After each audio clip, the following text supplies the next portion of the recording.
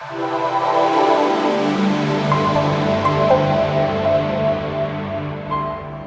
right, everybody, welcome to tonight's webinar, the StratiVentures bi-monthly webinar about industry information. My name is Diego Mello, and tonight's topic is going to be analyzing a deal with SVI. So Oriana or Enid, can you guys see the presentation, and am I coming through correctly? If I can get a thumbs up from y'all. Okay, perfect, great. I want to share a little bit of information about StratiVentures. We're getting started right now at 6:30. From 6:30 to 6:35, we do our welcome. So you guys should be seeing some type of chat messages coming through from Enid and Oriana, who are the moderators of this evening. And we'll go ahead and get started at 6:35 with our topic about analyzing a deal with SVI. The main focus of what we're going to talk about tonight is covering key points of data and also key steps in which every person who's analyzing a real estate transaction should think about. And this isn't the end be all way of doing it, but as we always like to give these informational sessions, it just kind of shines a light in a way of looking at a transaction in a non-emotional factor, but more having to do with numbers, right? Data, data, data, and as I like to say, data. Hopefully by 7:10, I'm able to go ahead and move into the Q&A section. So for those of you that are joining us this evening, we do have a Q&A section in your Zoom dashboard. Please put all questions that you have that are related to the topic in the Q&A section. If you do put those in the chat, they might be missed, guys. So FYI, just questions in the Q&A. I don't think we have any polls this evening, so please feel free to just, again, remember to put all the questions in the Q&A. If for some reason this isn't what you signed up for, or you think the data isn't appropriate, or just Diego is a little boring, feel free to hit the end button, and hopefully we get to see you guys another day. And most of all, remember, this event is for you. That's why we encourage questions all the time. So just take advantage of this opportunity. For those of you that don't know me, my name is Diego Mello. I was born in Colombia, South America. Came to the US at the age of 4, married with my wife, Kate, my son, Aiden. Prior experience, I was a Texas mortgage broker and an asset manager in the financial industry, primarily in the mortgage-backed securities arena. And I began investing in May of 2012. And then in 2014, I created the platform that is today's StratiVentures. Fast forwarding now into the future, we're in over 27 states and over 2,100 members that are part of SVI. We like to call it a very tight-knit family in which business practices happen between members to members. And most of all, everybody gets to know each other's risk tolerances. What exactly is StratiVentures? We're a full-service real estate investing company. We have the 4 main prongs that we like to talk about in real estate, which is acquisition analysis, real estate services, project management and contracting, and also funding. Without these 4 all working in unison, and with every single one of those prongs having a risk level and you're vetting out that risk, you're always going to come out with a good result in a real estate investment.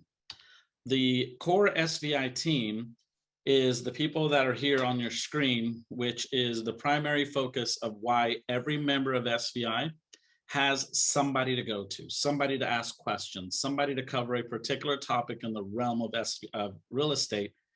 And they're there to earn their business by working with our members, right? Educating them. I like to tell people that we want to educate the real estate investor to become a better client for any of the industry partners or vendors that are out there, right? An educated consumer is a well-prepared and more successful consumer in the marketplace, is what we like to say. Feel free to scan also the QR code that's down at the bottom, and you can register for more information services or more bits of data from StratiVentures. With that said, I always like to ask people this question. Ask yourself, what does a real estate investor do? Most people, I will definitely tell you, is that when you ask somebody, what does a real estate investor do? Did you know that they are going to tell you something like, well, I think a real estate investor invests money, looks at properties, renovates properties, works with contractors, likes to develop their community and all these different levels of knowledge. That's where you really have to think about this. The world of real estate investing is so volatile and so risky because you may have 5 different people answering that question, right? The question of what does a real estate investor do? And you're going to get 5 different answers, 5 different levels of risk, ethics, practice, drives, whys. And then that's technically the blind leading the blind every single time. At SVI, every member goes through a 1-month training course with us, 3 additional months of unlimited 2-hour training just to get them to understand their identity. And that identity is the investor. At SVI, an investor analyzes, acts, invests, and makes profit with one word in mind, and that word is risk.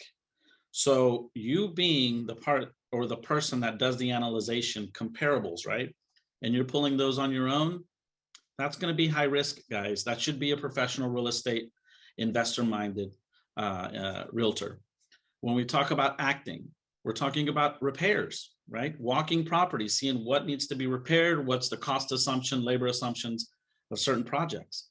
If you've never changed anything more than a air filter, right, or a toilet seat in your house, why are you quoting full-scale renovations, right? Mechanical, electrical, plumbing. Does this need to be changed? Does that need to be changed? And at the end of the day, if you're doing that yourself, your comps are high risk, your repairs are high risk, you're going to go into high risk investing. High risk investing is the #1 downfall to every person that's a real estate investor that's doing it on their own, because the investor, the lender, the hard money lender, or even the private lender, they're taking the leverage position of collateral. That means they're the ones who have everything to gain, you have everything to lose. And so at the end of the day, it shouldn't be that way. And profits should be the upside of real estate, right? If all of your analyzing, acting, and investing is high risk, you're not going to gain any profit. That's why there's a statistic that 75% of people that get involved in their first deal where they wear every single hat and they invest their own money, they're not going to make it. Use the right vendors, the right components, and the right tools to make sure you ensure profit. And that profit in the investor's mindset, guys, is a profit based off of a percentage of return on your investment capital. Time is time, but your investment capital should give you a rate of return. So today, what we're talking about is analyzing a deal. So let's think about this, guys. So you got a lead, right? What do you do now? Well, first and foremost, most people become emotionally charged in a transaction because they look at the house. They like the way it looks, you know, they may know the area. It might be their own backyard. But the first thing you got to do is look at the market area and see, is this worth even taking a look at all, involving your time, your lender's time, your vendor's time. Is this even a good farming area? Here are the first things we look at. First, always make sure your market area makes sense. We always like to tell people to take a look at the market area key points. We should get check marks or gold stars on these 4 things that I'm about to explain. When you look at an area, please make sure that that area has a greater marital status ratio. What that means is that you have more married people that create more stability. You're going to have 2 incomes. Married people have kids. And as we know, kids, as they grow, they cost more money. A pair of shoes when they're toddlers, or a pair of shoes when they're in elementary, and now a pair of shoes when they're in high school, those things tend to exponentially grow, and even the brand names grow. That's why you're always going to see some of the higher, more lucrative, or as I would like to say, more established national retail. They're always in places where there's a high marital status. Why? More consumers, guys, right? The other factor to know is that your occupancy comparison is going to tell you what, at the fork in the road, are you going passive investing or are you going active, which is flipping? So you got to check and see what the rental ratio is and the owner ratio is. If you were to pull up a particular zip code and you see that in that area you have more owner occupied than rented and vacant, that's a great environment for flipping, guys. The only reason I tell you that is that because you have owner occupant at a higher ratio, you're going to have more comps. You're going to have more evidence that you can use to determine a starting point. Your lenders, your appraisers are always going to use comparables in order to determine a starting point, and you should too. If the adverse side is more vacant and rented than owner, you're not going to find a lot of comparables for the flipping side, guys, because what do passive investors not do? They don't sell. That's why you see a lot of rental areas. The appreciation has stabilized and is now only growing based off of the taxation. The appraised value, guys, normally on the tax rolls is a little bit less than what it actually can sell for on the market side. So make sure you're giving the right occupancy comparison to the exit strategy that you're wanting to go with. It's real simple: rented for rented, owner occupied for active investing.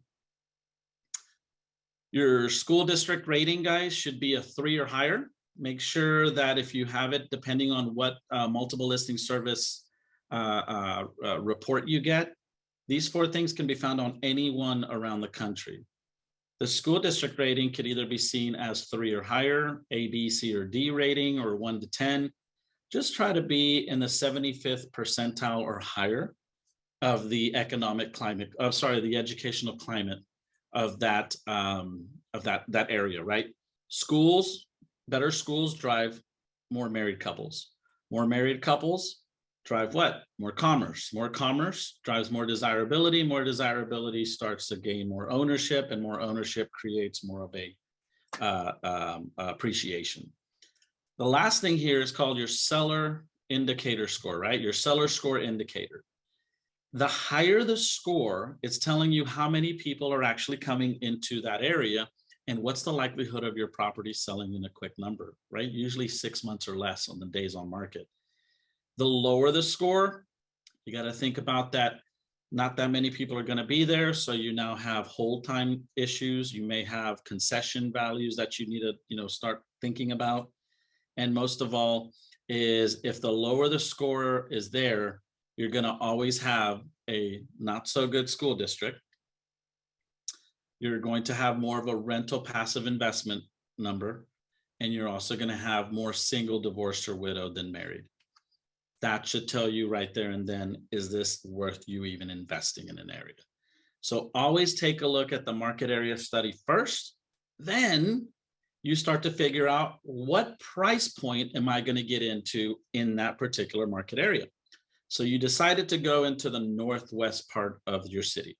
Great. The 4 factors were there that we just talked about. Then we start to look at the values of what the home price you want to go into.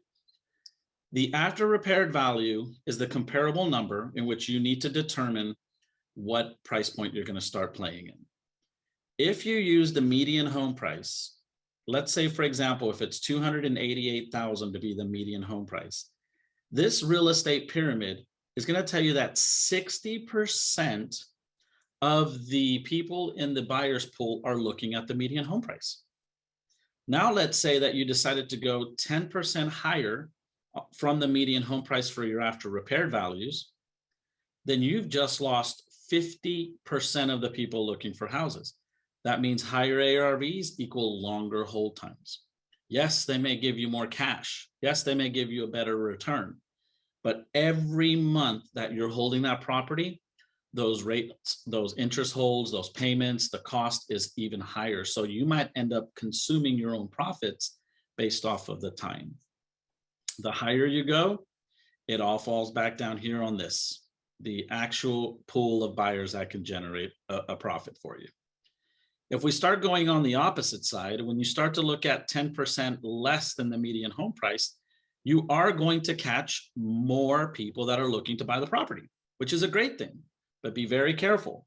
You have people that are interested in buying houses probably for the first time, which means they're new home buyers. So you have to make sure that the qualifications are there. Your realtors are going to bring you candidates that are pre-qualified. Tell your representing agent, your listing agent, dig deeper to find out exactly how qualified they are. You have worked hard to get the property renovated, put it on the market. Let's say it's been on the market for a month and you've been in this project for 4 months, for example, total. You take it off the market because you have an interested buyer. They can't make the closing because there's certain things they didn't meet because it's a pre-qualification. Now your property has to go back on the market.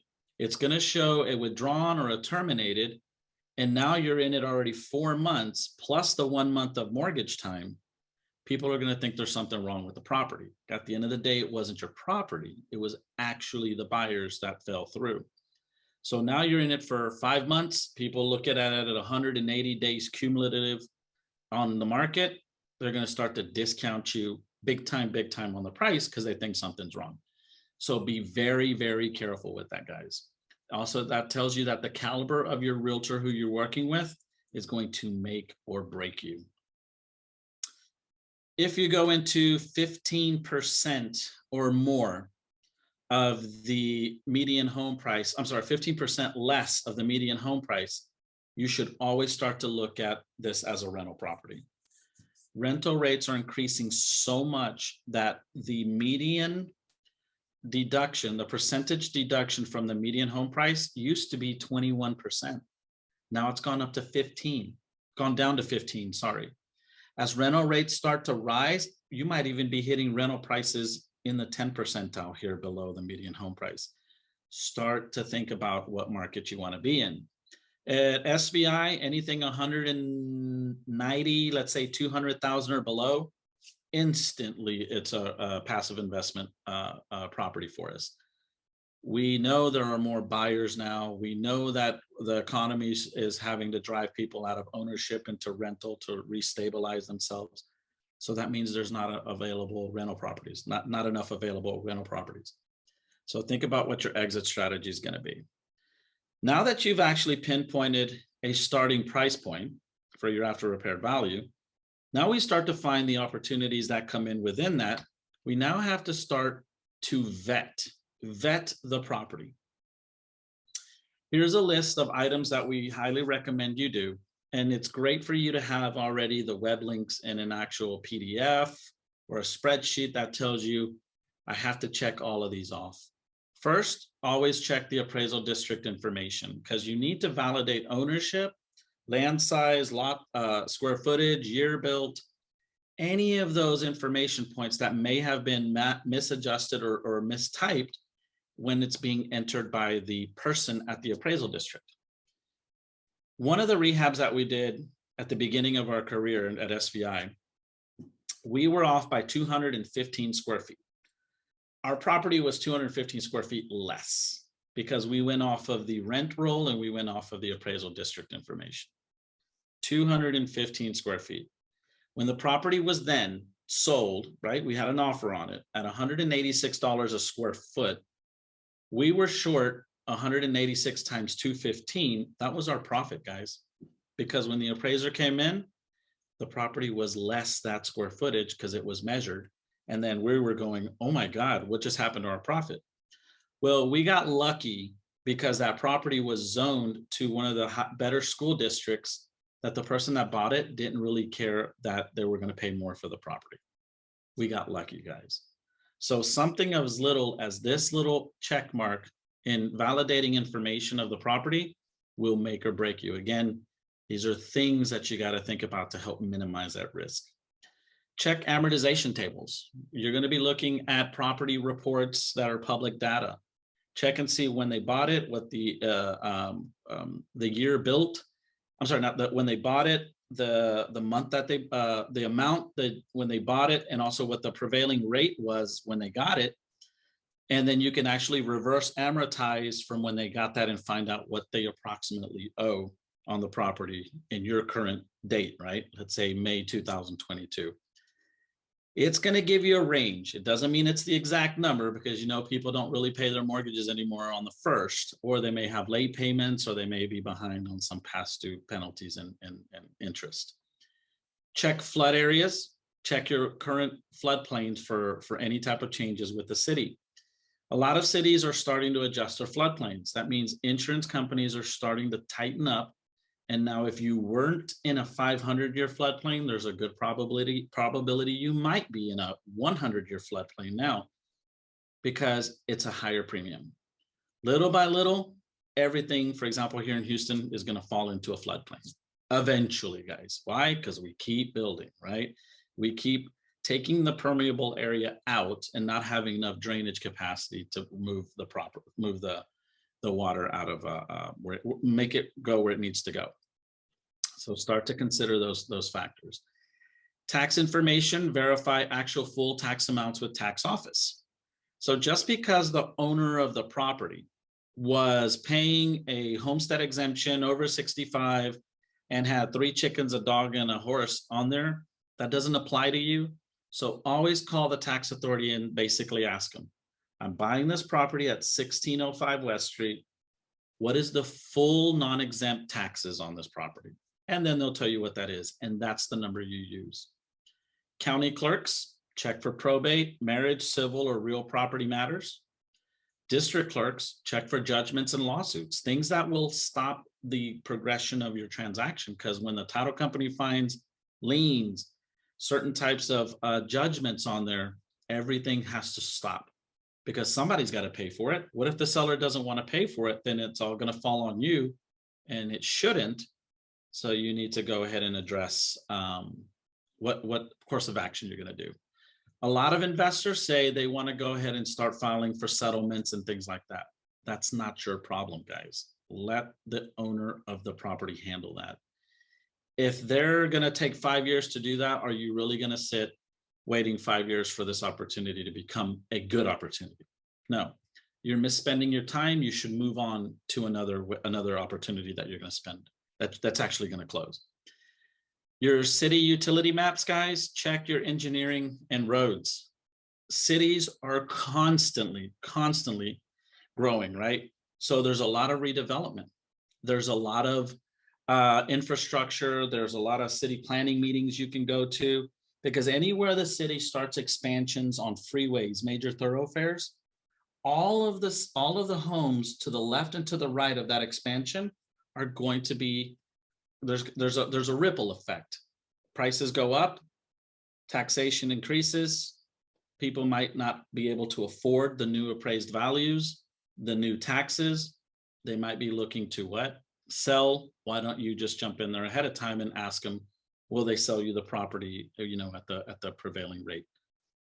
Better way for you as an investor to buy directly from the seller. Try to avoid wholesalers, because at the end of the day, they're going to become obsolete because sellers are wanting the most value for their homes right now. So you did the search, everything panned out, you went ahead into the price point that you wanted to go in, and then you are setting up yourself to go into the project. Well, there are 3 factors that are going to affect your profit, either all of them at the same time, or maybe just one of the 3 or 2 of the 3. So there's something we like to say, not enough meat on the bone. So investor A gets after repaired value of 150, and investor B $300,000. That means both mathematically follow the same margins of investing, which is about 15% of the ARV should be the estimated profit. In this case, investor B is estimating 22.5, and investor A 22.5, and investor B 45,000. So now the homes are both renovated, A and B, and then the market shifts and you have to reduce the listing price by 3%. Well, that becomes $4,500 to investor A from their expected profit, and $9,000 to investor B for their expected profit. Then you have realtors that are out there trying to do their best to get the best possible offer for their buyers. So they're going to deduct $10,000 off the list price on both sides. Remember, 10 grand, 10,000 from a realtor's commission is $300, but from the seller, it's a whole 10,000 bucks, right? So that's something to expect.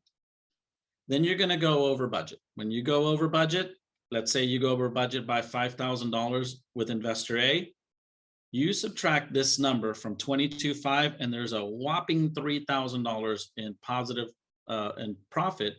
You start to ask yourself, was it worth the risk? Was it worth the time? The investor that did here, the $300,000 transaction, got hit with all these three and still walked out with $16,000. Guys, that's a great return on right now the way the market is. You're going to make a solid investment using the best price point, navigating through all the ups and downs and the potential hits, and you're still generating $16,000. I think you scored a base hit, which it's a win for everything. For those of you that are wanting to see exactly what numbers should be considered in a real estate transaction, your ad cost always should be your appraisals and inspections. Consider those because your wholesalers don't. Your marketing, add a little marketing budget towards your bottom line. Your taxes, always collect full years worth of taxes, because once you renovate this, you may have a change of direction. You might want to go and refinance this into a passive investment. It's better to have all the taxes accounted for that, right, guys? Your closing cost, I have 3.5% built in here from the purchase price, because a lot of times when you're buying properties, you're the one saying, I pay all closing costs. And so your average sales closing cost is around 1.9. Then you should be covering both sides if you want to be competitive in the market. So make sure you account for that in your numbers. Your after repaired value, you should always have a 3 healthy comp environment, 3 active, 3 pending, 3 sold. You're able to see the high, medium, and the low of those numbers. Highly recommend using the median price point.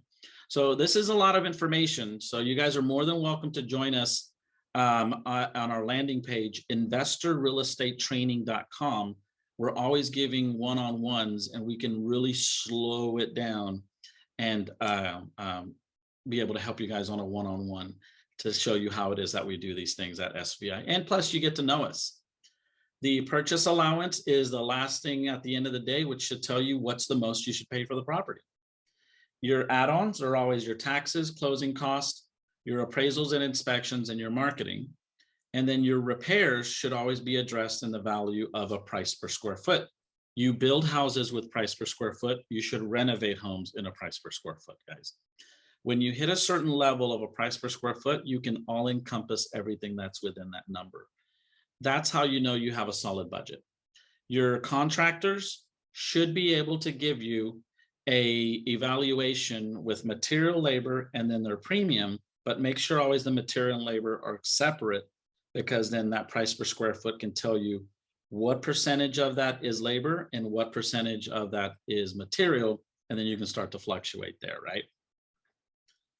Once you have all your numbers in place, you're going to have what's called your after repaired value, which is the comparable, your purchase price, all of your add-ons, your taxes and closing costs, and then your total full acquisition. When most people say this, what did you pay for your property? Most people say 135. No, you paid 145. You have to account for these cost items in the acquisition cost, guys. Can you imagine leaving what, in this case, $10,500 on the table every single time? You got to make sure you're always addressing it in the full acquisition cost mentality. Once you have your full acquisition cost plus your renovation or rehab allowance, you now have a total project cost. This total project cost now is divided by the after repaired value, the comp, and it's going to give you this most important number called your CTV, your cost to value. If you're going into a real estate investment, guys, on the active side, make sure you're at 75% or below. There's too many moving parts. You're going to be acquiring high cost financing in the form of hard money lending. You got to be very careful that you give yourself enough wiggle room. There's a lot of wholesalers and realtors and other lenders out there that are taking people up to 80%.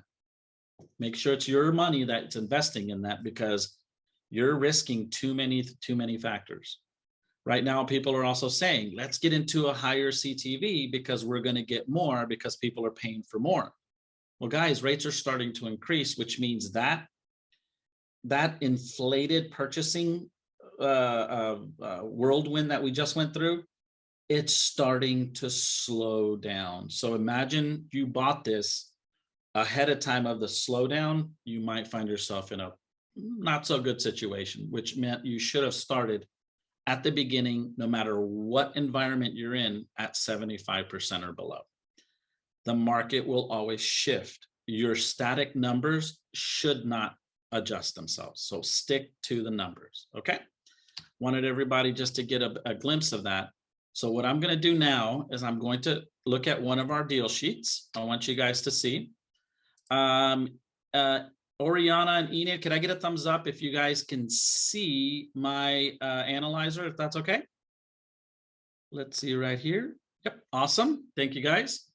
So all the data that I just basically, relayed to you guys goes into an analyzer that we have for all our members of SVI. Here is in yellow all the information that was put in to give us our CTV. Let's take a look if this deal was given to us by a wholesaler. For example, this is what a wholesaler is going to present all the time: an ARV, a purchase price, and a repair budget.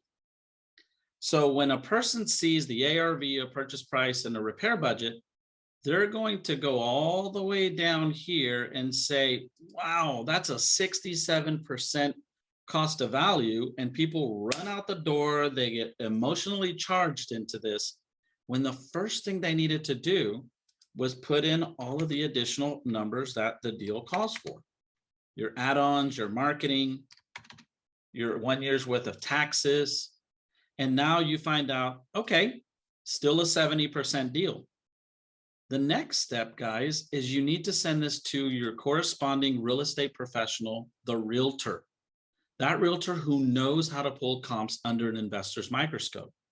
For every one of our SVI members, we train their realtors that they decide to work with on how to pull comps correctly and how to make the offers correctly and how to represent them on the sale correctly, because at the end of the day, they're part of the beginning, middle, and the end of the transaction.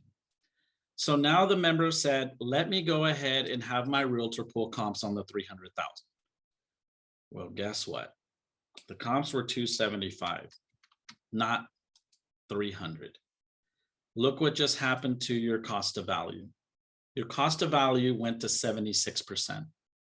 You're now making an executive decision and you're saying, I'm going to go visit this property. Do I want to bring my contractor? Do I not want to bring my contractor? Or what tools do I have to make sure I'm working with the right numbers?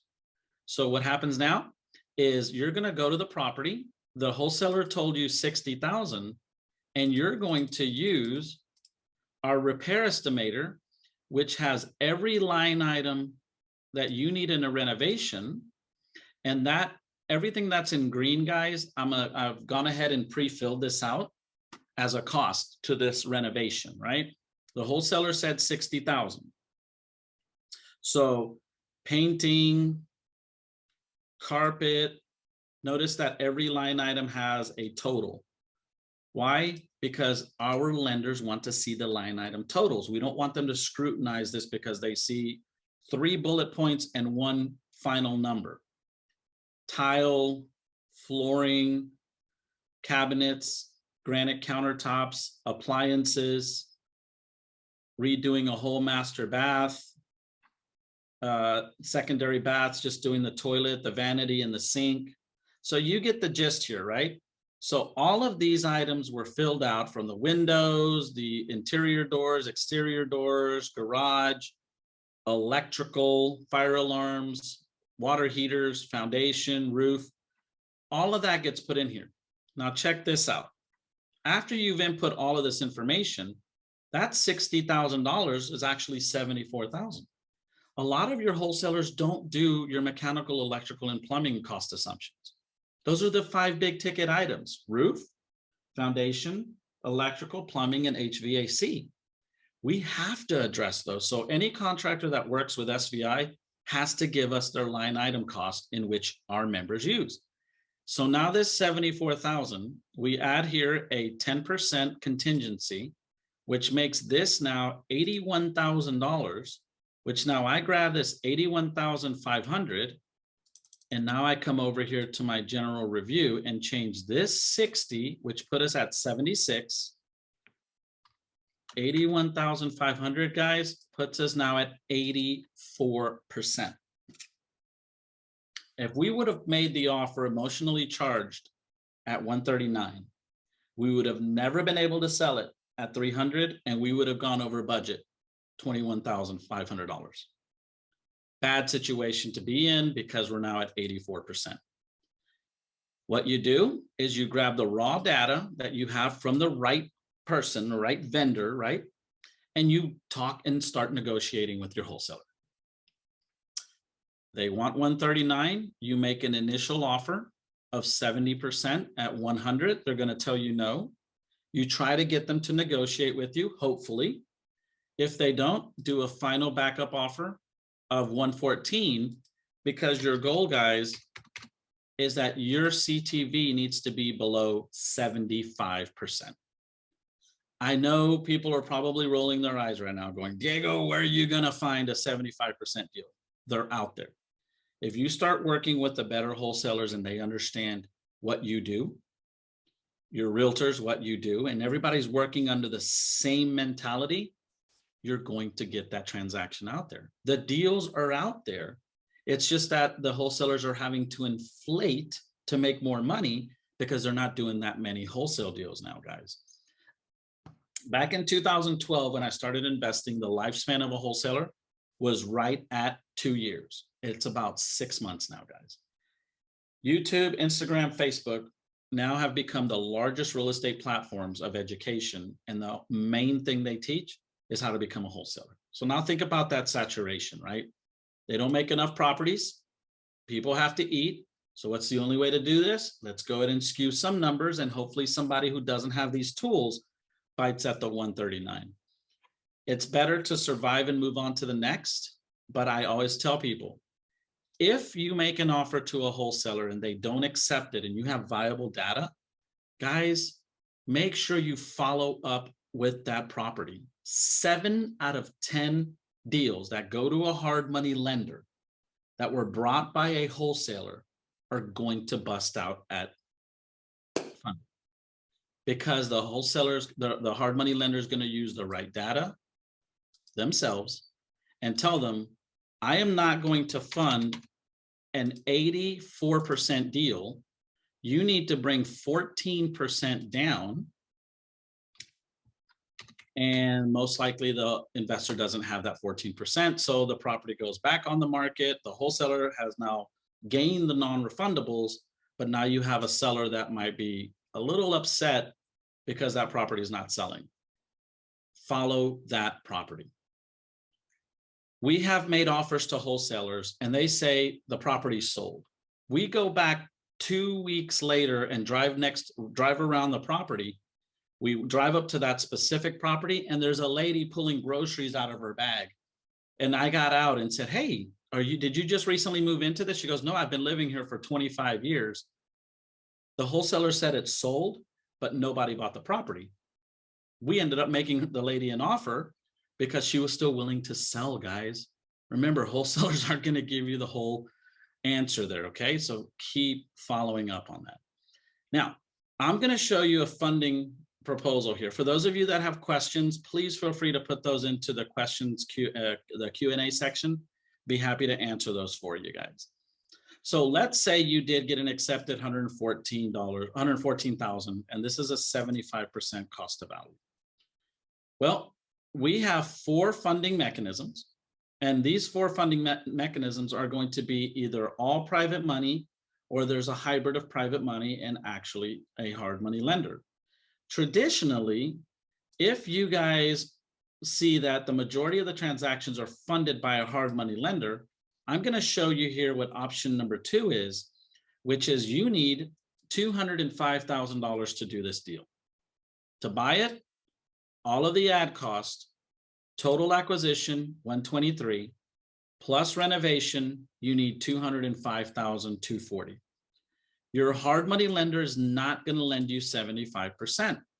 They're going to want to lend you less than 70, safely. Some hard money lenders might lend you 80%. Be very careful, guys. Some will go up to 75%. Be very careful. As long as you're not borrowing more than 70%, you're still within a safe zone of that hard money lender. So you need 205. So you go to the hard money lender and you say, I'm going to put 10% down, which is 20,524. So now the loan is 184,716. That happens to be 67% cost of value to them. Sorry, loan to value to them.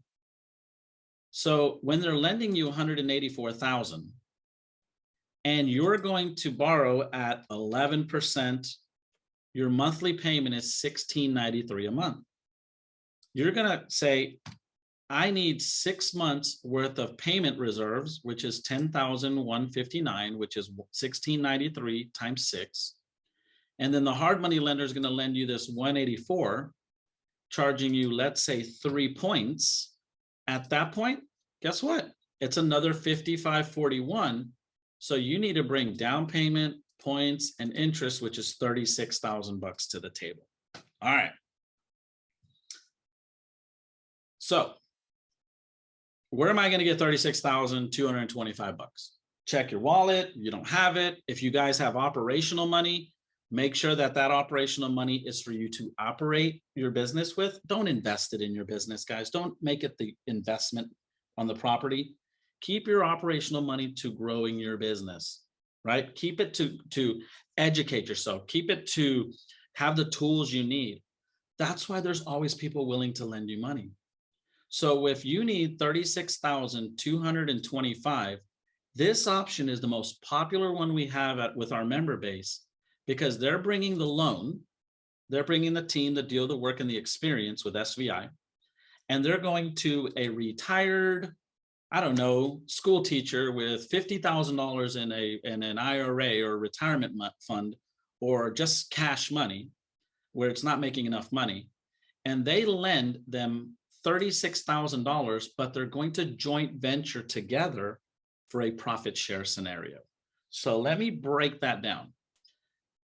The school teacher is partnering in a joint venture agreement, and she's bringing the debt service money, the down payment, points, and interest. The borrower, which is yourself, for example, as the investor, is the one bringing the team, the deal, the work, the experience, right? And the support. When you joint venture and you profit share, you might want to give a 25-75 profit split, but that's arbitrary. That's between what you think, 50-50, 60-40, 25-75 is a number that I'm using here.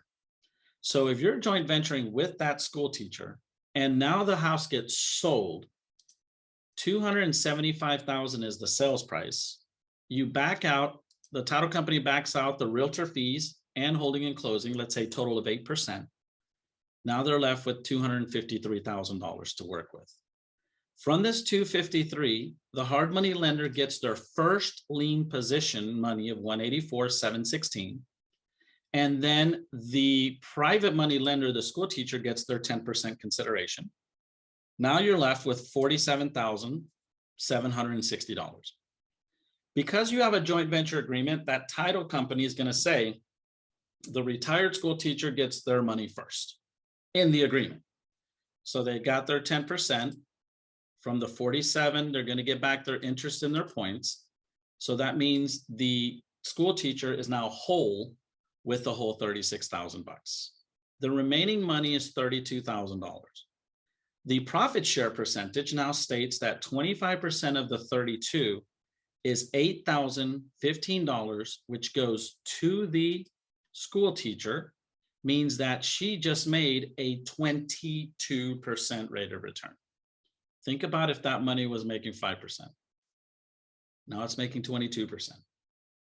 The money that you made is $24,000 because you brought the loan, guys. So you might have good credit. You have your private lender to give you this value of capital, but do you know how to structure these transactions? Do you know how to mitigate the risk in the after repair value, the renovation cost, and then see the overall exit strategy? That comes with becoming an investor, guys. Your mindset needs to change because you need to move into something called velocity of money. So I'm going to explain that here in just a quick second. And let me move over now to my favorite option, which is option number 3. Option number 3 is probably my favorite because the school teacher is going to fund more money, which is buying the ugly house at 123. She's going to be in a first lien position, deed of trust, promissory note, lien waiver, loss pay on insurance. We're treating her like a bank, right? She's getting all of that. The money that we're going to pay her is a flat guaranteed rate of return of 10%. And we are bringing our $81,000 in renovation cost. So we actually have skin in the game. So at the end of the day, she's collateralized 123 to 275. She's collateralized at 45 cents on the dollar and has a guaranteed rate of return and also has the borrower bringing skin in the game. That's a phenomenal investment to be in if you're the person putting up this money. How does this pay out? Well, property gets sold for 275 minus the 8% that we talked about for realtor fees, closing and holding. From this 253, the title company pays back the first lien of 123,740, pays us back our participating amount of 81,500, leaves 47,760. From this money, we're going to account for the flat rate of 10%, whether it's 3 months, 6 months, 9 months, whatever it is. And then now you're left with a profit of $35,000. I don't know about you, but the last time you invested 81,500, got it back, and still generated 35,000 in profit, your investment now is making a 43% rate of return. Are we really investing in the asset? We're really investing in the renovation, guys. The faster it works, the renovation works, the more money you can make because time is everything. If I were to tell people this here when we talk to them, is why do we always emphasize thinking like an investor? It's because of this. Let's say January 1st, the ugly house was purchased in this scenario. Let's say that February 15th, the house was rehabbed. Let's say that February 20th, 5 days later, the house went on the MLS. Obviously, these numbers might askew for a little bit. And then let's say February 25th, since the house has been on the market for 5 days, your realtor calls you and says, we have an offer. Here's what the offer is. Not 275, guys, right? Remember, we're thinking like investors. Let's see here, Ms. Blanca, I see that you have a question. Feel free to, I saw you raise your hand. Feel free to put that into the Q&A section of your Zoom. I'd be happy to answer those questions. So let's say 5 days later, you get an offer and your offer is not 275, guys, your offer is 255. Oh my gosh. What do we do? Most people will go, that's $20,000 off of the list price. Let's counter. Let's talk about it. Let's move on. Okay, what do you do? Well, the thing that you have to think about here, and obviously I'm looking at this at a worst case scenario because the market is still good, but you also have to think about as what if tomorrow the market decides to just plummet? If I accept this offer, April 1st, this house is sold, which means my school teacher, who's a retired school teacher, now her money is working on a 3-month performance, which means that if she lent me the money here, this 36,000, but I'm only borrowing the money for 3 months, guys, she made a 15% rate of return, spending 31,000 because it's less 3 monthly payments. She made 4,600. But guys, 15% every 3 months means she can put her money to work 4 times that year. 15, 30, 45, that's a 60% annualized rate of return. That's amazing. And you made $14,000 and knowing that you're ready to go on the next opportunity. The problem is that everybody tries to maximize on the deal earning. And while their money's stuck there, the other good deal just comes around and they can't get out of that deal because they're tied in. You should always be ready to invest. So in and out is the way to go. Option number 3, you still made from 81,000 a 21% rate of return on 81,000. and she made 12, you made 16. Guys, worst case scenario. And last but not least, you look at this transaction and you've gone from 275 to 255 because you decided to take the lower offer. You're now hovering at an 80% cost of value. Why don't you turn around and refinance that property and do a takeout mortgage and then renovate it? I mean, and then do a long-term hold, right? You've already renovated this here. So the property is not worth 255, guys, if you decided to put it as a rental. The property is still worth 275. You just accepted the 255. When you put this into the rental calculator, buying it, renovating it, the hard money lender's holding costs for 3 months here, all in is 217, and 217 happens to be 79% of what? The after repaired value. You're technically not bringing any money to the table except possibly your long-term closing holding cost. Let's say the rate right now is 5.5% for a 30-year mortgage. You have your annual taxes. Let's say you have $550 a year in HOA, annual $1,400 a month, a year in homeowners policy. So you need $1,770 as your total liability for principal and interest, taxes, HOA, and insurance. And then you're renting the property out for $2,200 a month. You're collecting $26,400 in rents, paying out $21,239. Your total cash flow is $5,161. You take out 1 month's worth of rents, which is, I like to take out 1 month's worth of rent for my maintenance cost reserves. That leaves $2,961 a month, a year in cash flow, which is around $247 a month in cash flow. I know it doesn't sound like a lot, guys, but here's where you have to think about this. There are people making $247 a month in cash flow, but they have $50,000 to $60,000 in the asset. Here you only have $6,500. I would rather have $65,000 and do 10 of these things to gain $2,400 a month in cash flow. But no, each one is performing at 45% annual rates.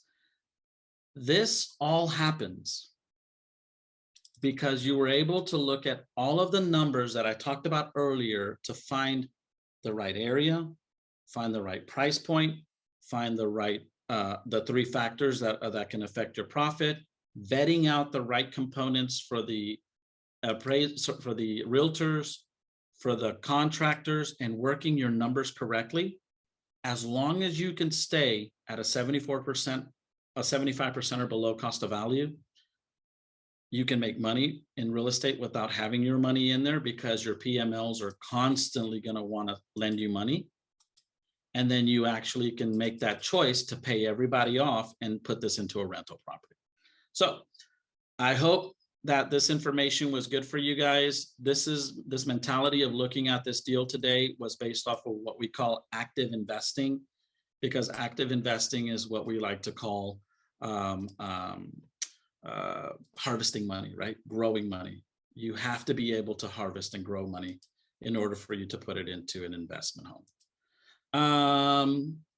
Let's see here. Let me go into some of the Q&A if you guys have some. I want to thank here some of our partners and SVI affiliates. You can see them here. And then if you also wanted to get to know us a little bit better for the free one-on-ones, go ahead and schedule those in the investorrealestatetraining.com. We're always open to work with people. And also go to our StratiVentures.com webpage and you'll be happy to work with us. So Blanca, let's take a look. Do you know a good wholesaler? Yes, I know a good wholesaler. I've got 4 wholesalers that supply to SVI. It's because we train them to think the way we think. I've probably interviewed over 3,500 wholesalers in my lifetime, and I only work with 4. You have to be able to find the ones that are willing to work with you, because if they attach themselves to you, You become a supply to them, they become a supply to you. Now you have a good low risk environment. Most of the properties that I have checked so far are not really a good deal. I would like to find a property in the Northwest area to be able to flip. Blanca, when you have a chance, please reach out to Enid or Oriana. I'd love to sit with you in the one-on-ones because I can actually start guiding you in the way of how to first and foremost find the right wholesalers to help you. Let's see, Christina Weaver said, I got in late. Is there a replay to be able to watch? Yes. This is going to be put onto our StratiVentures social media of YouTube. So go and like and subscribe. There you go, girls. I said it, like and subscribe. And anytime there's a notification out there and something that's put out there, a new video, new content, you're happy to it'll notify you guys. So are there any other questions this evening, guys? Oh my God, I can't believe it. I did it right before 7:30. Yes, sorry guys. Let me do some general housekeeping. For those of you that are realtors, please go to our landing page, investorrealestatetraining.com, and register for our next up and coming Realtor Advantage training. It is 100% free. The information you're going to gain there is exactly how to work with how to work with investors, because there's a massive disconnect between realtors working with investors and investors working with realtors. We're in the process of getting the training credited, so you're going to get your CE credits. And then we're also in the process of turning the SVI curriculum platform now to be a certification for you realtors that are out there. So think about that, a realtor with an investor certification. We're in the process, ladies and gentlemen, to make that happen, and that's going to be explosive. If you don't have any other questions, feel free to join us on any of our social media platforms. The next one that we have that's coming as a webinar, you can find that on investorrealestatetraining.com. So with that said, I want to thank everybody that joined us this evening. I appreciate your time. Enid, Oriana, again, feel free to get, how would I say this? Feel free to answer all the questions that you can right now. But those of you that are asking questions about our membership, on what things cost, the best thing I can tell you is go to investorrealestatetraining.com, hit the membership details, and you're not going to be alarmed. I mean, it is by far the best thing that's out there in the real estate world. So thanks, everybody. You guys have a wonderful evening, and I'll catch you guys next time.